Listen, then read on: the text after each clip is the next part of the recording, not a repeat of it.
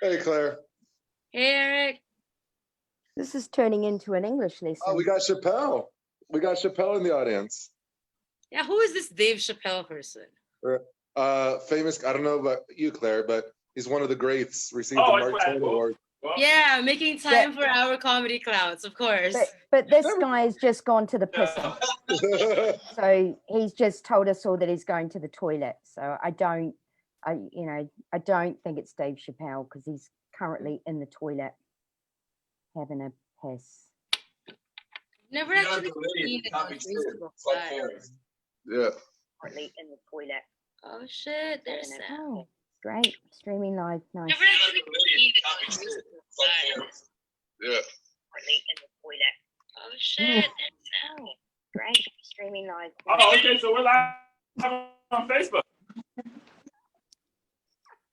Woo! Awesome. The lockdown clowns, everybody give yourselves a round of applause for tuning in this evening. Woo! Or don't, totally honor system here. I don't. I'm gonna adjust this so that I can't see.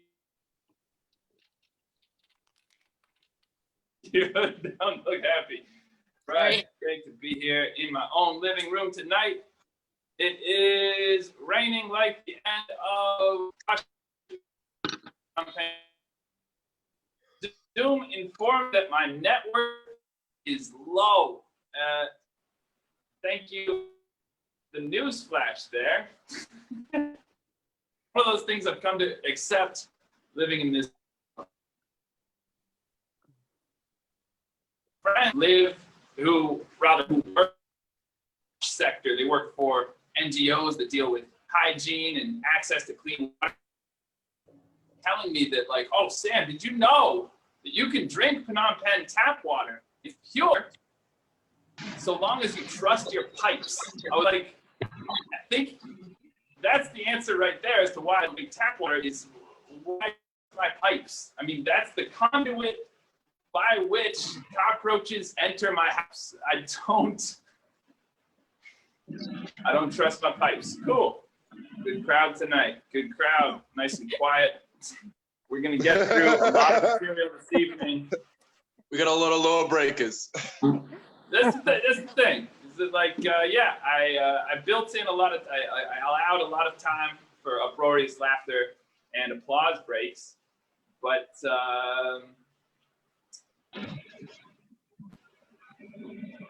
it looks like we're just going to be really, really efficient. We're really going to get through a lot of material. Great. Good. Got the Zoom room filling up. I'm really happy to be here at home tonight. I'm just happy to be anywhere tonight. Very perilous driving conditions here in Phnom Penh at the moment. Not so much because of the rain, as because I was trying to drive home around dinner time. And the issue is everyone now orders their dinner through Food Panda nowadays. And these Food Panda drivers are insane. They're just these pink streaks swerving through traffic. Like the way they drive, you would think that they were carrying a stay of execution or a kidney, right? There's so many moments on my drive home where one of them is about to end my life. And I just think to myself, I'm going to die over a meatball sub. That's going to be delivered piping hot before my body has even gone cold. That's what I prepare myself for. I do like driving. The novelty still hasn't worn off. I've only been driving for about a year, but I still get this feeling sometimes when I'm driving along. I'll think, oh wow, look at me, right? Like I'm so grown up. I don't need a motor-duck driver or a pass app to take me places anymore. I can drive myself, right? And right as I catch myself feeling so mature for being able to drive, right then, like a 12-year-old boy will drive past me the other direction on a Honda Super Cub from 1978 and remind me to raise my kickstand. That's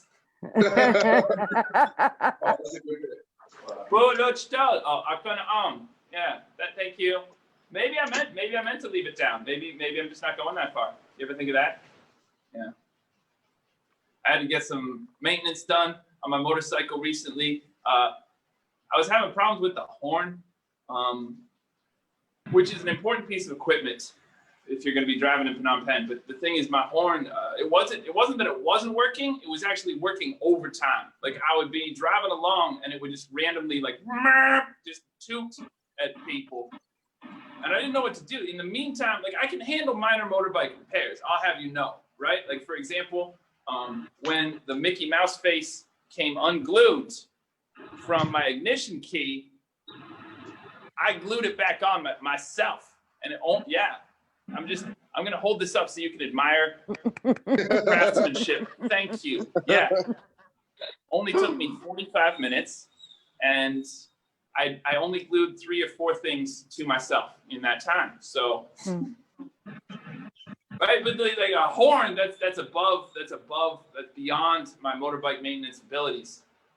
So what I had to do was just, in the meantime, try to play off every, like I was worried they would think it was a fuck you beat. And I had to play it off like it was an oh hi beat. So I'd be driving along, my horn would honk, I would have a mini heart attack, and then just start waving to people. Like, oh, hey guys. Right, bystanders were so confused, just like, okay, I guess this woman is just really friendly. I don't think I've met her. I would remember her. She's just a friendly lady on an old Vietnamese motorcycle, right? Yeah. Oh, but I did get it fixed. I took it to my mechanic. He actually went a step above and beyond. He didn't just repair it. He actually replaced my horn. I discovered he replaced it with an aftermarket horn. It's very powerful. As I discovered, it's somewhere between the acoustic range of an 18-wheeler and a foghorn. Like I discovered this quite incidentally. I was driving along next to a Lexus, kind of in his blind spot, and I just wanted to give him like a teet teet, please don't kill me, little, I'm over here, toot. And instead, I unleashed this, like both of us shit our pants. We both thought that we were about to get flattened by a dump truck. It was terrifying. So now I've just had to adopt Cambodian lady horn discipline, which my ladies, they don't honk. In this culture, apparently it's thought of as unladylike to toot your horn. So instead, when they get almost vehicularly homicided, what they do is they just say, like that. That's their response. Like, your negligence almost ended my life, and for this, I shall chide you gently. That's... Thank you, Erick. Yeah. I got you. Erick's got my back. Erick heard that joke last week. I try not to switch up material. I try to switch up my material, but it's hard doing this show every week. You know, sometimes I repeat jokes. Fortunately, my life is so outrageously wild that like hilarious stuff is always happening to me. Right? Like, here's a new joke. Today, I went to the bank. Whoa! What? I've decided my money. Thank you. My money is very safe at this bank because, like, not only does this bank have like the height indicator stickers on the door to help eyewitnesses approximate like the height of an attacker, right? But they've also got in the lobby a bathroom scale, right? So not only will they be able to say like, oh yeah, the bank robber was about 1.8 meters, they'll also be able to be like, and he was 79 kilos, right? That's case closed. They're definitely going to find that guy. I know what you're thinking. How do we know that the robber is going to step on the scale? The thing is, if you're robbing a bank, you're probably strapped for cash. And here in Cambodia, we don't have bathroom scales in our bathrooms. We have bathroom scales on the sidewalks, which we sometimes use as bathrooms. What we have is old ladies will charge you money. Thank you, Erick. Old ladies will charge you money to step on your scale. It's usually 1,000 real. For me, they charge 2,000. Their explanation was "Pipon, pipro, chongcheng trao plong tom lon lon," which means it's 2,000 because the scale must weigh a heavy weight. Oh. Yes. So I think they figure if someone is coming in to rob the bank, they're going to be like, well, you know, they probably don't have the cash for such, you know, exorbitances as determining one's own body mass. They're definitely going to stop on their way to the tellers and weigh themselves really quick, right? Then they'll be able to tell the police not only their height, but also their weight. Or even, I posit, they may even get to that scale and go, oh, I don't like what I see. You know what it is? It's probably this big hunk of metal in my hand. I'll put my gun down. That's making me seem fat. And then the robbery's over. Okay, so this is the first and last time I ever tell this joke. I was convinced. It was really funny. There's not a lot of violent crime here in Cambodia. I do think I drove by a bank heist once. It was Sunday afternoon and the alarm was blaring, but I decided, and so did all the other passersby, that nothing was amiss because there was a security guard on the street looking sheepish and apologetic. Like that was, I realized that that's all you would need to persuade people that the alarm is supposed to be going off, right? You wouldn't even need to get a whole security guard uniform. This guy, the only reason I know he was a security guard, he wasn't in uniform. He wasn't even fully dressed, right? He wasn't wearing a shirt. The only reason I know he was a security guard is that he was wearing the hat. That was his Sunday uniform. I wonder if he was thinking, man, if we pull this off, I'm never gonna have to wear a shirt again. You know what? Why not just start now? Fuck it. Right? It's probably topless on an island that he owns right now. I hope he got away with it. I've been thinking about my dimensions. Some of my students, I've been teaching online recently. Now we're transitioning back to in-person classes. And so my students can't believe the size of me. Like apparently I look much smaller over Zoom. Now they're all meeting me in person. They're like, holy shit, who is this person? It's, I've noticed that they really need to revise these questions they want to ask me about my dimensions, right? Like one of my students, she's a young learner, Seal9. She came up to me earlier today and said, teacher, can I ask you one? How high are you? Right? And mind you, I haven't gotten high in over 3 years, right? But it turns out I don't need drugs to be unreasonably paranoid. I was just like, who's asking? Why do you want to know? Are you a cop? See you now? Because you have to tell me if you're a cop, right? Eventually, I realized what she meant. Eventually, Sionan stopped crying. And I told her, like, now listen, Sionan, how high are you? That is grammatically correct. But if you ask a white person that question, especially an English teacher, they're not going to. Instead, an English teacher who I guarantee you is at least a little bit high right now. If you say that, they're not going to tell you their height. They're going to show you their best, what seems to be the problem officer poker face, and just try to act as normal as possible, right? Later on in the class, you know what she asked me later on? She wanted to know my weight, and so she said, how many kilos do you have? I like that one. How high are you? That's a jokey question. How many kilos do you have? Oh, wow, looks like I got myself a promotion. I'm a kingpin now. Yeah, I'm moving bricks, son. I decided it'd be a good idea to revise these questions. So I slapped together a little game called What is the Question? I was like, here, guys, I'll read you the answer to a question, and you can ring the bell and tell me the question. Right? So I started off with, how much do you weigh?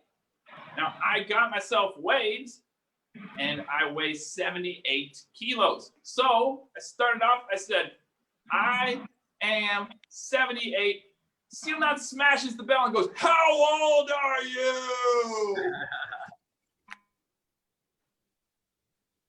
That really hurt. I was looking around the class, hoping that other people would be, I was doing like, get a load of Seal Knot. She thinks I'm 78. Her team was all cheering. Like the other teams were like, God damn it, that was easy. Get your head in the game. And to give her a point, I had to just be like, yeah, correct, guys. I'm a septuagenarian, apparently. Cool. Well, that was the opening monologue for you guys. I assume I'm having connection issues and that you're all laughing really hard, but I can't. So hard. Pouring rain. So let's now welcome our first comedian of the evening, joining us all the way from quarantine in New Zealand, where it is 1:30 a.m. Give it up for Adrianna Astle. Kia ora, everybody. It's lovely to be here. Hi, all. Thank you very much for having me on your show. Much appreciated. I'd just like to say these are basically the ramblings of a yellow Post-it note, okay? So if the jokes are shit, I'm white, so white privilege doesn't allow me to recognize that. So it's totally on you guys. They're bad. Just saying, right? Yeah, I am from New Zealand. I am sitting in quarantine at the moment, being totally overfed and loving it. You do know, everybody, that New Zealanders were deigned to have the sexiest accent. I don't know if you're aware of that. You probably can't even understand what I'm saying. You're just so blown away by how sexy it sounds. Yeah. Yeah. I don't think it is actually the accent. I think it's just because we say fuck, cunt, and pussy a lot. So we're actually totally misunderstood. People assume that we're all about the sexy, and we totally are not. Those are just terms of endearment for our parents and our friends. You don't want to get tripped up on that. Could be awkward. So yeah, I left New Zealand 26 years ago. Yeah. And my parents are like, why, Adrianna? And I'm like, Mum, Dad, I don't want to stay here and marry a farmer. Not doing it. Yeah, because that's what we got here, farmers. So I went over to England, and what did I marry? Farmer. I married an accountant. I feel like you're not listening to me. Yeah, just said I'm not marrying a farmer. Okay. All right, bullshit. I married a farmer. Damn it. Oh, damn it. But I have been married for 29 years. Thank you. Thank you. I know what you're thinking, child bride. Yeah. Yeah. I'm only 36. Yeah, totally. People say to me, what is your secret, Adrianna? 29 years. That's really, really good. And I think the secret is don't stay with the same one. Swap them out every 10 years. Yeah. So 3 and counting. Yeah. So now I am divorced again. Yeah. And I'm putting myself out on the scene. My goodness, hasn't it changed? Hasn't it changed? It used to be easy, right? I don't know if you guys are in my time zone or generation, but you used to just go to a place and drink a lot and then wake up the next morning either married or having slept with each other. So basically married. I'm from New Zealand, a very, very small town. That's how I track them. So things have changed though. So Tinder, I went on Tinder. Not going to lie to you. It's incredibly scary. So scary. You have to make conversation with people, and it just revolves around, hey, what are you doing? Talking to you? Cool. Can you send me a picture of your tits? Just straight there. Just straight there. My friend got photos of a man who, now I want you to picture this as I'm describing it. who locks his penis in a glass box. This is a thing. This is a thing. And he Huh. sent photos of it. And I'm like, what the hell is going on with the world? She's like, yeah, I know. And I'm like, how could you go out with someone like that?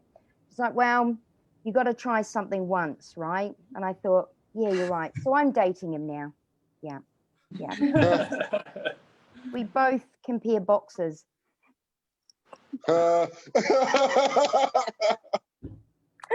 Just a little bit of woke humor there, just trying to get down with the kids. You know how it is. Yeah.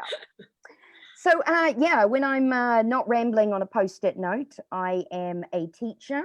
I'm teaching online in the virtual world. I started in Malaysia. 3 weeks ago, I was in Malaysia. And then they kicked me out. Well, apparently a valid work visa is required these days. My God, haven't times changed? So they asked me to leave. Fair enough. Go back to your own country and wait it out. Yeah, sure, no problem. But they were so efficient that they couldn't give me an appointment to cancel my expired visa. So I overstayed my visa by 2 weeks, and then they wanted to charge me. So I was in the meeting with them. I thought I'd get a bit smart mouth because, you know, white privilege again. Try your luck, right? And they said to me, why do you have 2 passports? I had 2 passports, yeah. I'm not going to lie to you. I have a UK passport because they were selling them at Lidl and it was a bargain. I got one. That's like the Daiso for anybody, or Mr. DIY equivalent in England. And I have a New Zealand passport. And just a little tip here, when you're in immigration and they say, why do you have 2 passports? It's not funny to say, because I can, especially in a country that doesn't recognize 2 passports. Yeah, so short story, I ended up in England because they wouldn't let me fly to New Zealand. Well, yeah, that joke backfired, didn't it? To COVID England, where they complained bitterly about wearing a face mask, and you know, it's all going crazy over there. It's all right. I was safe. Thank you for thinking of me. Managed to get on the plane and get to New Zealand. In New Zealand, we're at level 1. They don't even know what COVID is. It's just such a beautiful, tiny little place. It's only 5 million of us. So they put us on the bus, turned up, welcome back, bit noisy at 1 a.m. in the morning, drove us through the main street in Auckland. Well, there is only one street in Auckland, but we were on it, on a lit up bus, 2 o'clock in the morning. And there were people, it's such a beautiful moment. I have to share it. I'm welling up just thinking about it again. There were people lined up on the streets, clapping, waving at us. It was beautiful. They were saying welcome back, but they were tagging on COVID people.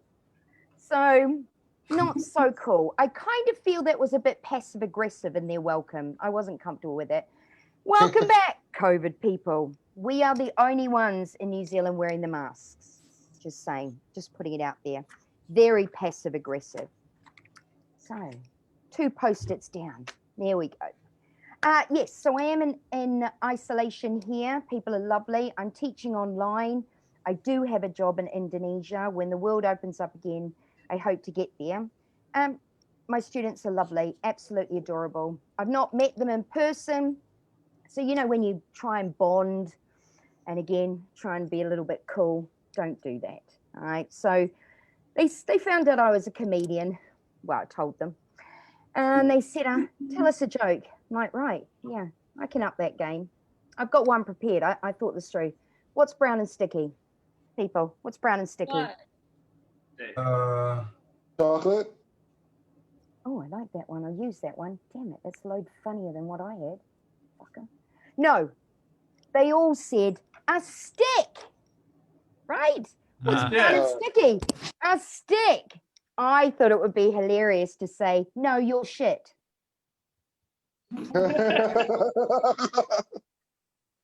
Yeah. And now I know, once the principal talked to me about it, I realized that was a bit too far. I should have waited until at least term 2 to roll that log out. Log out. Bit of technical humor there. Technology. Log in, log out. So yeah, I have to say hello to them from the homeroom at 1:30 in the morning. I thought I had it down pat. I thought I was doing really, really well. Like literally it would be like this. Let me talk you through it. And I'm good at this, honestly. Here we go. Good morning, students. How are we all doing? Great. Excellent. Can you guess where in the world I am? Where in the world am I, kids? Kids were great. They're all like, oh, are you in Surabaya? Are you in Indonesia? Nope, nope, I'm not. One of them said, are you in your bed? No, it's ridiculous. I dressed, I brushed my hair, I put my glasses on. I got the background. It's like, well, what made you think that I was in bed? Yeah, you're still wearing your pajamas. It's the attention to detail, right? It's the little things that really do make the difference. Yeah. Luckily, they're very understanding when I'm late. Did you know that today is the International Day of Failure? Do you know that? Huh. Yeah. Yeah. They've devoted a whole day to failures. Yeah. Which is nice. So it seemed quite appropriate that I would come on the show and do some ramblings from a post-it note and then blame it on the International Day of Failure.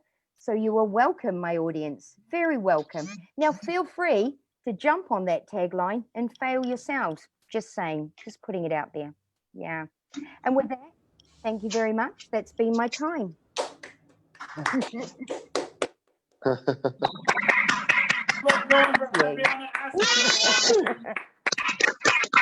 Yay. I didn't know it was the International Day of Failure, but that makes a lot of sense. Just, I gave my students their results today. Yeah, but I wish I could have told them that. Just like, yeah, I'm sorry. It's just, yeah, it's October 13th. I had to fail you. Yeah. Keep up with the woke kids, would you?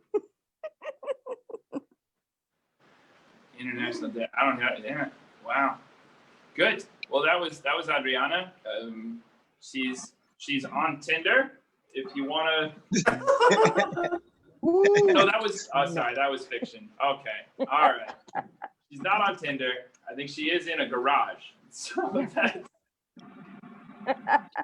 I don't know about you. I've had a lot more success with meeting women in garages than meeting women on Tinder. That's just me.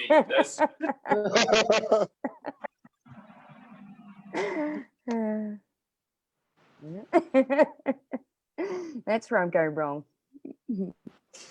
Okay, well, I'm having fun. Yeah, I mean, let's just lean into this. Let's just turn into the skid and have a nice International Day of Failure. Let's welcome our next comedian of the night. He's joining us all the way from Indonesia. It's Mr. Ben. Give a round of applause for Mr. Ben.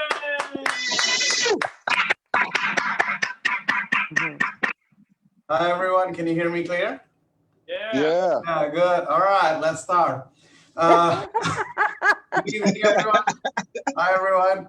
I know I have an adorable face. I know it's my face that gets the laugh. I know it happens all the time. All right. Have you seen that new horror movie? It's about a company that destroyed all children's dreams and hopes. Have you seen that movie? It's called Mulan 2020. Have you seen it? Yeah, that's probably the best horror movie I've ever seen in my entire life. My name is Ben. I am from Indonesia. I am Chinese Indonesian. My girlfriend is Javanese. If you've been to Indonesia, Javanese are the majority race. So basically, I'm a minority. We dated each other for quite some times now. She dated me because she loved me. I dated her because I needed the protection. It's a very racist and unstable country. You don't know what's gonna happen. What really frustrates me, she works as an auditor. I work as a teacher. All right, I work as a teacher, which is practically a job for people who does not want to work. So let's be honest, it's a job for people who does not want to work, especially if you're teaching English. my girlfriend, she will always tell me these crazy stories. Hey, babe, how was your day? And she would go, oh, it was crazy. It was crazy. One of the companies that I audited turns out to be a fraud. Now the stock market is crashing because of us. And she was like, how was your day, sweetie? I was like, oh, one of my students shit in class. And that's all I have as a comparison. It's really just a job for people who does not want to work, trust me. Because I know this for a fact, because when I signed up to become an English teacher, I saw the ad, right? I saw the ad, oh, can you speak English? Click here and you work as an English teacher, you'll earn money. That's all I have to do. I click there, I can speak English, there I go earn money. It's even worse for the expats. Do you know how the expats work? You know what they see in the ad?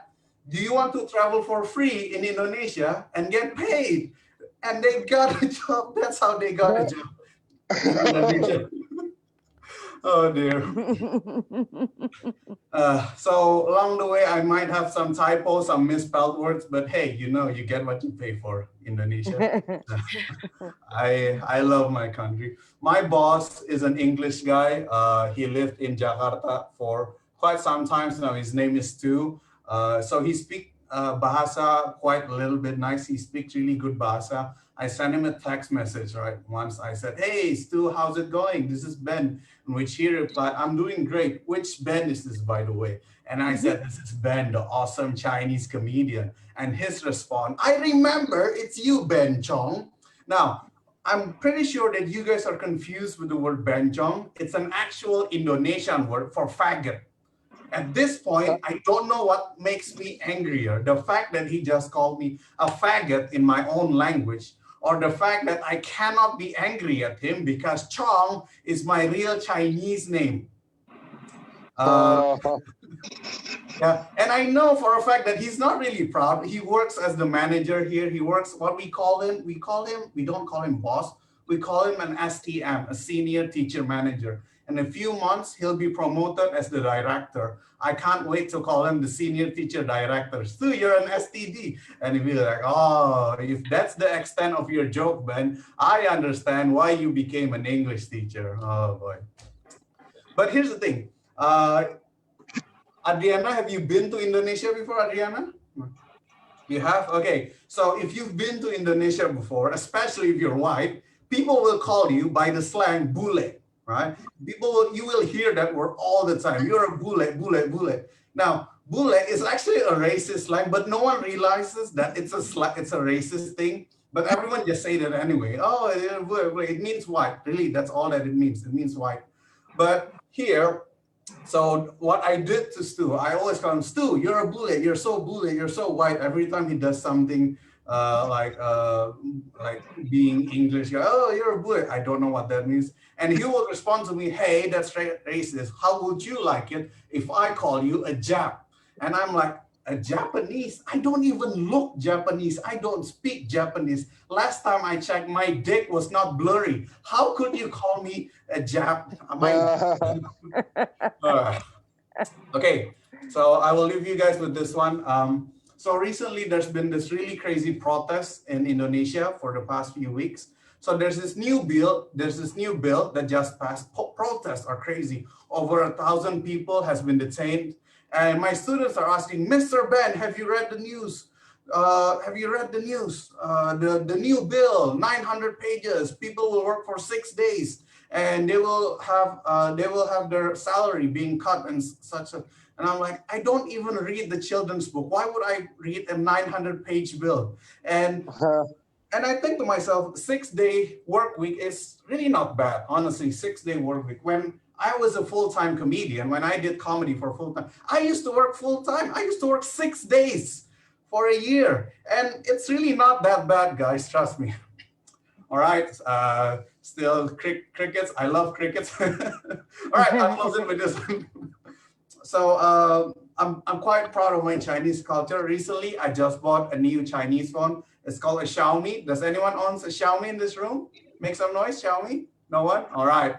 So I'm the only poor person here. That's fine. So my Xiaomi phone, it has this simple feature. It's called the fingerprint recognition, a very common feature in smartphone nowadays. but it's mostly common in Chinese phones. And it's simply because in China, face recognition is useless. Everyone looks. All right, that's it from me, guys. Thank you for having me. Sam, you've been a great host. Give it back to Sam. All right.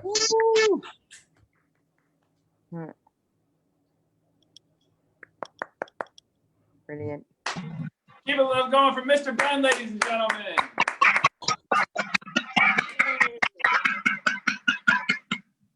Excellent, excellent. Always a bold move, man. It's that I think you picked the perfect room to make a reference to Japanese pornography in. I don't know why. That one, I've written jokes about Japanese porn before, and then I realized that people who aren't comedians don't like to laugh and announce that they watch pornography, right? Like, right? I'm pretty sure everyone in this Zoom room has at some point talked about their masturbation and pornography habits down a microphone. So like this, we have nothing to lose. Like, yeah, Lord, I get it.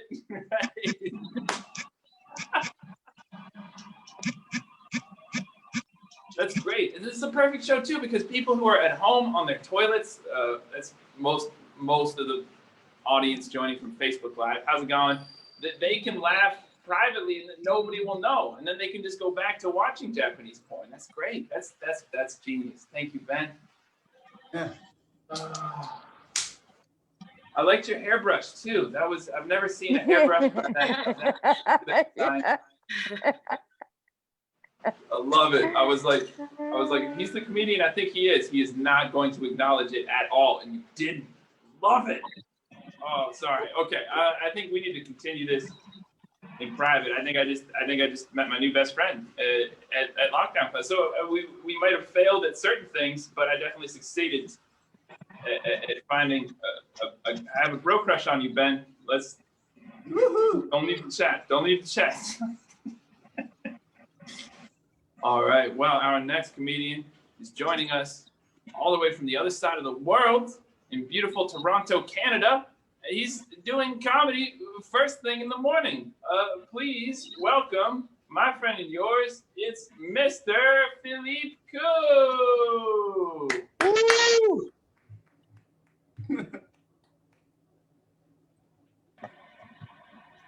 Can't hear you.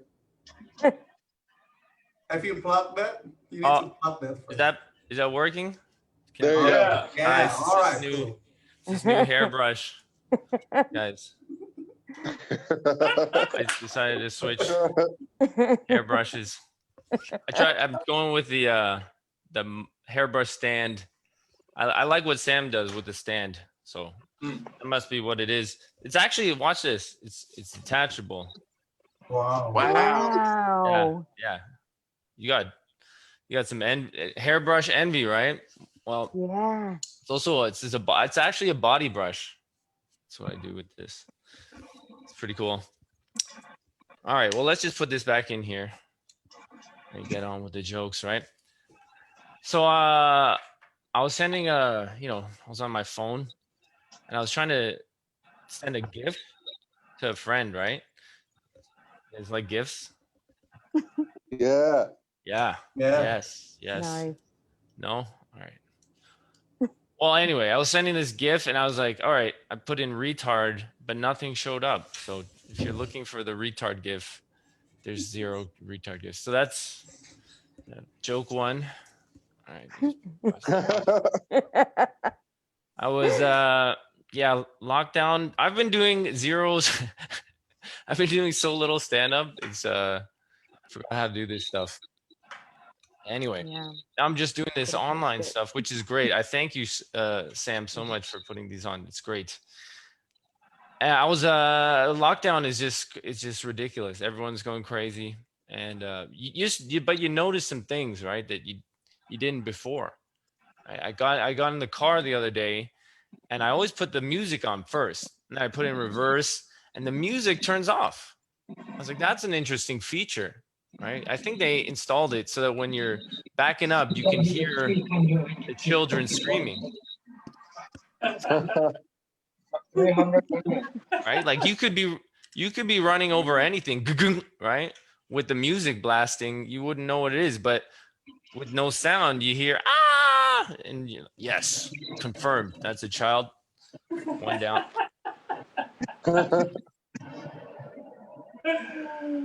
I was I joined the chat. I joined this whole comedy shindig a little late because I had a lot of boogers. I get a lot of phlegm in the morning, right? I had to like expel the phlegm. This is just regular. This is just regular. This has nothing to do with corona. I'm just a phlegmy guy, and I had a lot of to discharge all the phlegm, and I get a lot of boogers. I like to pick them, and it's not a nice visual, right? And it was taking a bit longer than usual. So I sat down in front of this monitor here, and before the show was starting, Sam was calling me up. I was like, I had a really juicy one I was trying to get out from the, like into the nasal cavity. Like I was like a paleontologist, like like taking little layers off with a brush inside there. You know how they do that? Like they just like little is an artifact, guys. This was probably from childhood, this booger. Like, finally I'm getting this one out, guys. Fucking getting this one. This one's going in my booger museum. Got to do some I had to be careful, right? I didn't want to ruin the sample. I had to make it sure that the carbon dating would still be accurate. Anyway, so I'm getting this booger out. Sam's already doing the introduction. I get this fucker out. I'm like, oh, I don't have time to admire it, right? And I want to get rid of it. So I'm scrambling around. Sam's like all the way from Toronto, and I'm like, oh, there's nothing here. There's no paper, no tissue. All right, I was like, all right, I can just wipe it under the. I was like, I just want to wipe it under this desk. I said, no, Phil, you're a grown man. You can't wipe boogers under your desk anymore. That's not cool, right? So he's like, from Toronto, welcome, Phil. And I just put it back in the nose, guys. Yeah, I just put him back in the nose, guys. Back in the natural habitat, All right. So those are joke 3. Just cross that one off. Guys, do you get as nervous for these shows as I do? Yes. Oh my goodness. This is a roller coaster right here. Yeah. This is a freaking roller coaster, guys. My heart's beating. It's tough. This is comedy. You know, when friends, I didn't even prepare this, guys. Friends tell me like, oh, I could never do comedy. It's really, really scary. And I tell them, there's no consequence. You do you're a tattoo artist. You tattoo people. You put permanent stuff on people. I just tell some jokes. And, but yeah, I do notice that I'm pretty nervous right now for some reason. Maybe because I might have to run to the toilet because I usually have to get 2 out in the morning. I only got 1. But TMI, dating. Yeah, dating's like talking to women, dating, that stuff makes guys nervous, right? Not some guys for some reason, but most of us. Like, but these days I'm just looking for a woman with a nice stable job and a house. As a guy, no, of course not. But that's what women do, right? I'm just looking for a woman with a vagina, okay? That's all I need. But like a woman, she's like, I need this guy to have a job and a thing. It's the hypocrisy, guys, the hypocrisy. Yeah, like dicks are worthless. Dicks are worthless. They're like the ketchup packets that come with your takeout, right? You just expect to get 2 or 3 of them. They just grab a hand. They're like, all right, just grab a handful of that. I don't even like ketchup. They just throw them in. Well, you're getting these, okay? And then like they just pile up in your fridge or somewhere, and you don't know what to. You throw them out, and then the one time you go to some other, I don't know, takeout place, and you get your fries, you get your burger, and then you look and there's no ketchup, and you go like to the counter, you're like, hey, where's my ketchup? They're like, why don't you have to pay for that? And like, what the? This shit should be free. All right, well, I'll just get a vagina then. All right, that'll be $150. All right, that makes sense. All right, joke 4. All right. But Asia, people say like, who's the, everyone talking about racism, right? Racism seems to be the theme. So let me get in on that. Like, who's the most racist person? Who's the most racist people? Let's start with you, Sam. Let's do a little crowd work. Who do you think? Who are the most racist people? Yeah. Is it Cambodians? Oh, no, I think it's definitely. Well, white people have managed to be racist against other white people for not being as white as them. Wow. Yeah. Hey. Yeah. Oh, don't show me up here, Sam. I should have picked someone else. That was pretty funny. All right, Adrianna, who's the most racist? I don't know to say. I've just left Malaysia. Garu's in the audience. What does he think? I think it's the Bumiputras, but in your if I was there. All right, but that's not my answer. That's not my answer. My answer is, okay, guys, it's Asian women, okay? Asian women, because they discriminate against their own people. Okay. You never hear an Asian women will be like, oh my God, I can't date an Asian guy because they remind me of my dad. It was an Australian dating show, and this woman was like, I have a no date Asian policy. That the Bachelor guy was Asian. No, the Asian policy. And the other girl was like, oh, he reminds me of my brother. That kind of came out British, but reminds me of my brother. For me. He reminds me of my brother. I'm just an Australian accent, guys. But am I way over 8 minutes, Sam? You're at 9:15. Oh shoot, I'll wrap it up then. All right, guys. Okay. Thank you very much. Just to close off, I want to open a math tutoring after school program, and I'm going to call it where it's about mental focus, and I'm going to call it concentration camp. All right, guys. Thank you very much. Thank you, Sam. Thank you, everyone else.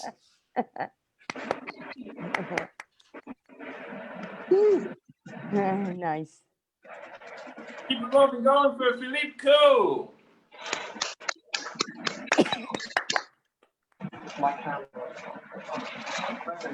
Yeah, I mean, he made a Holocaust joke, but he wasn't denying that the Holocaust happened. Like, in fact, that would only be funny if there was a Holocaust. I'm just trying to avoid getting kicked off of Facebook, right? That's every time Philippe goes up, I have like some cleanup to do. Like, okay, but we don't actually endorse those views. Yeah, dicks are like ketchup packets. Thank you, Philippe. I'll always remember that. You actually a math joke out of your nose now. That's great. Just in case you guys needed reminding of that one. Yeah. Our next comedian is joining us from Myanmar, and I'm really excited to have her back because she's always really funny, and also because I got this story about something that happened to me in Myanmar, and I've been wanting to tell it, and I've had to like hold off until Claire's back. So here it goes. I got scammed in Myanmar. It was I went to Myanmar back in the day there, and this is really difficult for me to admit. I feel safe around you guys, but generally we expats, with expats, you don't want to tell them when you've been actually scammed, because they'll just make you feel stupid, right? Even when you haven't been scammed, you tell them how much you paid for something, and they'll act like you have been scammed. Have you noticed this amongst expats? They'll be like, "Oh, I'll be like, you paid $8 for an iPhone 7? Like, that's ridiculous, don't you know?" I'll be like paying $11 for an iPhone X. Like, do you even get how Roman numerals work? Right? Expats are toxic like this. Be like, you're made above a poverty wage? That's ridiculous. It's bad. What happened? So I was in Yangon. I was walking around feeling like, I think part of why I got scammed was hubris, right? I thought like, look at me. I'm a seasoned traveler. I was walking around Yangon being like, I've been to so many different countries here in Asia. In fact, I was wearing a batik shirt that I had bought on a previous trip to Indonesia. I love me a batik shirt. I'm actually gonna, yeah, actually, check it out. I have it right here because this is this comedy / laundry portion of my living room. I love me a batik shirt because it's like a Hawaiian shirt, but one that says, I have done DMT. That's what's great about a batik, right? Sort of psychedelic. That's the vibe I was trying to cultivate. Walking around like, yeah, that's right. I like to explore the region or my own psyche, whatever strikes my fancy, right? And this Myanmar woman came up to me. She said her name was Roxy. Nice traditional Myanmar name, I'm sure. She said, hi, I'm Roxy. How would you like to go to the Snake Temple? I was like, the Snake Temple? I've never heard of it, but I definitely want to go to the Snake Temple. Like the fact that I had never heard of it before made it all the more alluring. I was like, oh, wow, it's not in the guidebook. Maybe they don't show this to just any old honky, right? Like maybe she saw me walking along and was like, special. Ooh, right? I like the cut of his jib. This guy, I have a feeling like he's done DMT. I deem him worthy. I will bring him to the Snake Temple, right? It sounded like some Indiana Jones shit. I was picturing me and Roxy just hacking our way through the underbrush with machetes to reach this old stone cobra covered in mosses and vines with sapphires for eyes that have remained in place only because to steal them would trigger a whole bunch of booby traps like blow darts or an ancient curse, right? I thought this was gonna be epic. Indiana Jones shit, right? Roxy was like, you're gonna love this. We're gonna get on the ferry and we can go see the Snake Temple, and then we can go to the pottery studio, and then we can go to the village that was devastated by the cyclone. I was like, whatever, as long as you take me to the Snake Temple, I'm fucking stoked. So you get these motorcycle taxis out to the Snake Temple, and it wasn't exactly what I expected. Like, it was built in maybe 1974. And what it turned out had happened is that some Buddhist nuns had converted some snakes to Buddhism, so they no longer need to be kept in cages because they don't eat meat anymore. I wasn't so sure about that, right? I was like, how would anybody know that they had successfully indoctrinated an apex predator to the extent that they don't need to be kept in a cage anymore, right? Like, how are you reading sacred texts to these snakes and they're like nodding contemplatively, like, yeah, I think they get it. I think they understand my ideology and why they mustn't eat rats and humans anymore, right? So yeah, I wasn't so sure. I was like, Roxy, why don't you go first? Why don't you lead the way? So if the snakes change their mind about this whole vegetarianism thing, she'll be caught in the crosshairs. You've been there, yeah, right? So it was just this little room strewn with the saddest pythons I've ever seen, right? They were just lying around. Roxy, they had these big pictures of them sort of half submerged in these bowls of rice porridge. Roxy was like, check it out. That's them. They're vegetarians now. That's him eating rice porridge. I was like, is he eating it, or is he maybe trying to drown himself in it, right? Because I don't think they're on board with this ascetic lifestyle. Like, you know, it's one thing to be denied your favorite food. It's another thing to have your favorite food come in and stare at you after that, right? They were all like, I would eat you if only I had enough protein in my diet. That was the vibe I got from all of it. It would be like if my doctor told me I can't have hamburgers anymore, and then hamburgers start coming in my house to take selfies with me for their Tinder. That would be... Okay, you guys don't have to laugh. I'll laugh for you.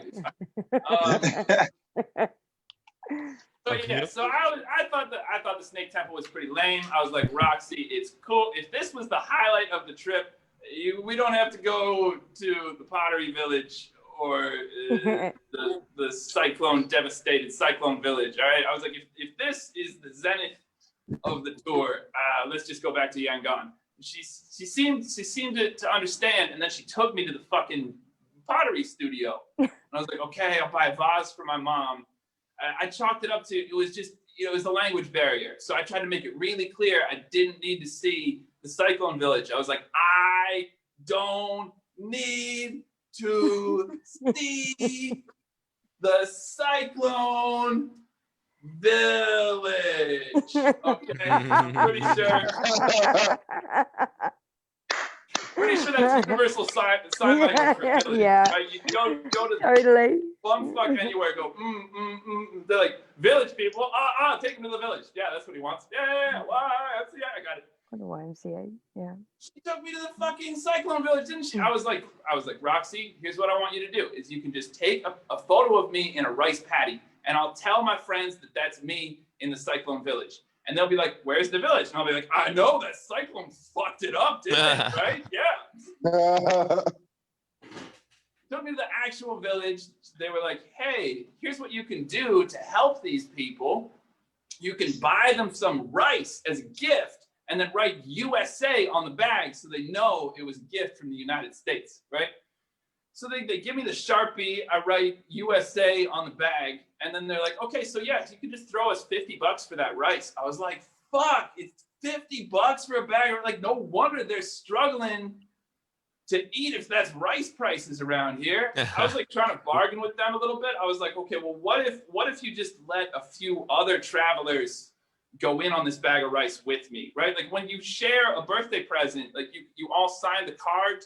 Maybe you could just get some other dudes to write their nations on there, right? And then we could be like, hey, here's some rice from NATO. Sorry about the tornado, right? Just spitballing here. They were like, no, that's okay. You know what? We'll just take you back to your hotel, and you can give us the money there. At this point, like, they didn't have ATMs in Myanmar, so they knew I had like a pile of cash in my safe. So I ended up just in my hotel room, like giving them money for the rice. And then they were like, oh, you also owe us for the motorbikes. And I was like, okay, how much for the motorbikes? And they were like, $35. I gave them $35. They're like, oh, no, it's $35 each way. Fuck, gave them another $35. And then they're like, $35 each way per motorbike. I was like, God damn it, man. This is why you always got to get a price first before you go. So like, I'm like shelling out all this money to these motorbike drivers. And then finally it's just me and Roxy in the room. And Roxy's like, oh, my mom is really sick. So maybe you could give me some money for her medical treatment, right? And I was like, okay, like now I'm no longer going along with this. Like, this was the whitest thing I did that day. Is I had my back up against the wall, and in true white devil form, I started giving her unsolicited advice. I was like, you can't just drop this mom bomb in the 11th hour. You got to seed this throughout the day. I was like, if you want to scam people, you had ample opportunities to mention your mom. I was like, what was that building? You were like, that's a hospital. You could have been like, sort of like the one my mom is languishing in right now. I bought that vase for my mom. You could have been like, I wish I could buy a vase for my mom. Maybe I could get her one for all the flowers people have been getting her because she's sick. I was like, these are two off the top of my head. This is your fucking job, Roxy. You're terrible. I'm going to leave you a terrible debt with you. Right? I kind of almost forgot about it, man. I just chalked it up to like, this is a lesson about why you always pay before you get in the vehicle, right? Or at least negotiate a price. Like I should have learned this in Phnom Penh with tuk-tuk drivers. When you take a woman home with you, they charge you like a horny price. Like they know it's an emergency. They know that you want to get into your fucking house. So they'll be like, oh yeah, give me $7. And you're like, that's airport prices, man. Come on. You're torn between like, do I like show her that I like to yell at poor people, or do I show her that I don't know how much things are supposed to cost? Like which one is more embarrassing? Time is of the essence, because you know when someone wants to sleep with me, like you gotta act before they change their mind. what I figured out to do, I didn't figure out like, oh, when you get no tuk-tuk with a lady, you should ask them the price first. What I ended up doing is just silently slipping them $5 and putting my finger to my lips as if to say like, we don't thank me or ask me for more money. We're acting like I paid you the exact right amount, right? That was my horny price. But I looked it up later and I found an account. Apparently this is a thing that has happened to other people. Roxy had like a whole slew of dudes who wrote about this scam, right? And I clicked on the first one that said, yeah, she charged us $80 for a motorbike. I was like, you paid $80 for a motorbike? You know you can get that for $70. Immediately went into catty, bitchy, you got ripped off, expat territory.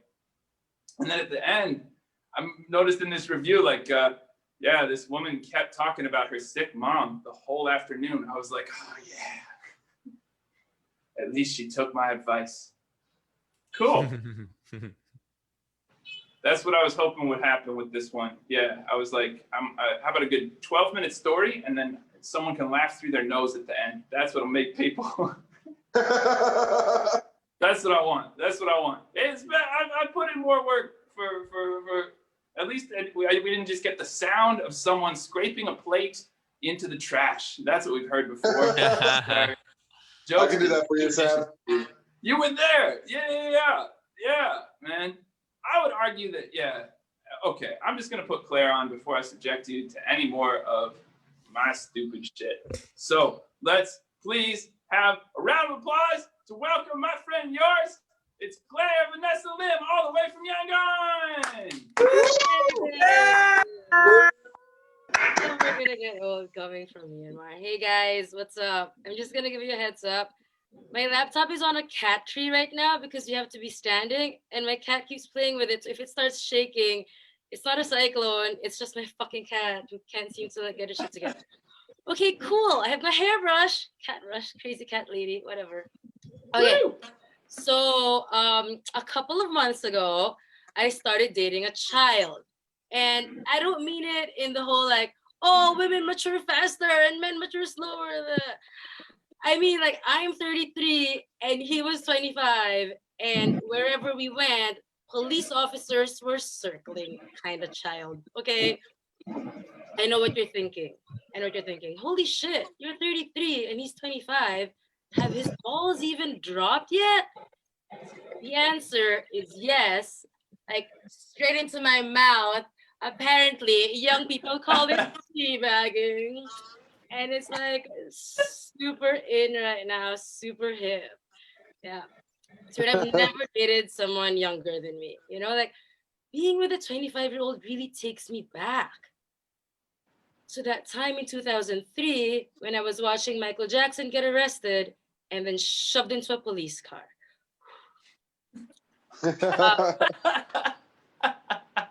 Such good memories of that. So I know what you're thinking, like, how did we meet, right? Actually, I feel kind of like Michael Jackson a little bit because of the story of how we met. Like sexual predator, I was watching all these documentaries of like Jeffrey Epstein and like Harvey Weinstein, and I feel like I subconsciously took pages off their diary. Because so we met, we were in this house party, right? I was in a house party with my friends, and then he walks in and my panties dropped because he was so fine. Also, I didn't really know how old he was at that time because with white people, you can never tell either. White people go up the age bracket. Yes, Will, including you. And Asian people go down the age bracket and you just like never know what's what. So he walked in and I was like, oh my God, my panties just dropped. I said that out loud. And then we talked to each other for a bit. And then we talked to other people and we kept looking at each other. And at some point, I just got like so bored and so impatient. So I was like, oh God, I don't want to play this game anymore. Like I'm not in my 20s. So I'm like, I'm going to wait for the guy to approach me. My pickup line is no longer, do you have a lighter? This time, I was just like, fuck this shit. Hey, dude, hey, can you help me find something? Like just over here. And poor gullible child was like, oh yeah, sure. Eager, like helpful. What do you need to find? And then I took him to the master's bedroom and okay, no guys, I didn't show him my pussy. I am like a lady, okay? That would be too easy. I was like, you need to help me find something. And he was like, what is it? And I was like, can you just help me find my contact lens. I don't even wear contact lenses. I got LASIK, 3 years ago, like a real adult. Can you help me find my contact lens? And then his face was here. And then I just went, "Meh." And that's how we met. And I was like, oh dear. And then I found out that he's fucking half my age. And I kept dating him anyway, because I'm a strong woman. Yeah, you are. Once, after getting down and dirty, we were doing some mandatory pillow talk, right? And then this guy goes, hey, Claire, I just realized I'm dating a MILF. Sweet. And then he fucking high fives himself. Right? And I was completely speechless. I don't have any children. That's like telling a dude he has a dad bod, but he isn't even a dad. That's just fat. You just called him fat. And you just called me old because I'm a MILF without the mother part. Ugh. And I've never felt old before in my entire life. Emotionally, I'm extremely immature. And physically, I am Asian and we don't crack. I still get ID'd. Like when I buy cigarettes, when I buy alcohol, or whenever I go home with any white person because they need to be careful now. Philippe, Bilal, I'm sure you guys get ID'd too. You know the feeling. Going home with a white chick. Okay. And dating a kid right now, I've had to go through some adjustments. Like, okay, here's the thing, right? What's the deal with Instagram stories? Like once he got annoyed at me because he had scrolled down all the names of everyone who viewed his Instagram stories, probably like 3 people, and he didn't see me on the list. I didn't know this was a thing. First of all, find better reasons to pick a fight. There are many, and this is not one of them. Second, Instagram stories. Why do young people, ew, gross, put such a value on Instagram stories? I mean, when people look at your story, it doesn't mean that they're in love with you. It doesn't mean that they care about you. They're not screenshotting this and then putting it in their wank bank, okay? Do you know what it means when someone looks at your Instagram story? It means that they were taking a shit and they were bored out of their minds. And their hands were free. That's it. All these names that you see who looked at your story, they were watching your story while taking a dump, and it's not a good thing. Like, you should be happy that my name wasn't there. I was doing other things with my hands.